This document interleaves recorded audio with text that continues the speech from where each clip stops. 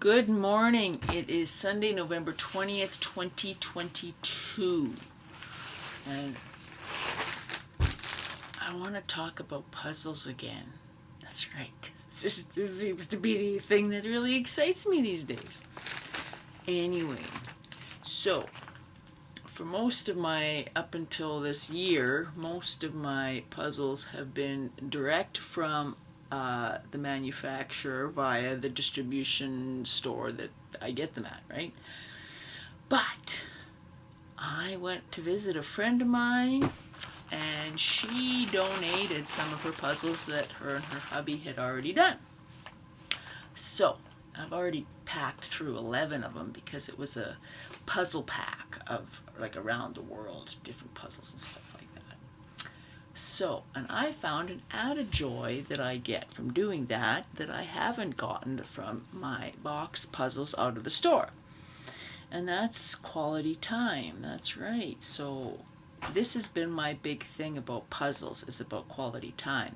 And I put a lot of time in there, but quality time translates as love for me, right? So when my friend has spent time working on the puzzles, and then she gives them to me, her time has already been invested in these. So it's kind of a special thing about love, right? So the love is already passed, is already in there in the puzzle's fabric, right? Because it's already been assembled and already been spent time with. So that's what's cool about that. So these are special puzzles, and I thought too, and that's kind of what I was throwing out there in my last video, that if anybody has any puzzles that they've actually done already and they've boxed up, because that's usually what people do with puzzles, and they just sit and collect dust in the house, or they go to the secondhand store or whatever, donation, I wouldn't mind getting some of those puzzles. You see, that's cool.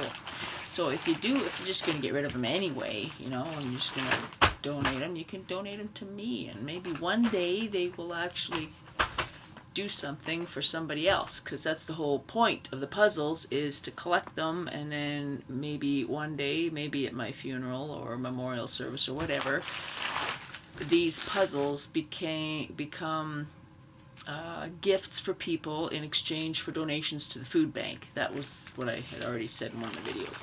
And I still like that idea, so I'm just going to keep making them and, you know, put them on when I get a bunch of videos. I'll put them on YouTube, and I'm actually working on doing a portfolio so that when I go to the store, maybe in the future, if I'm back going to the store again, I can look through my oh yeah, I already have that one, I did that one.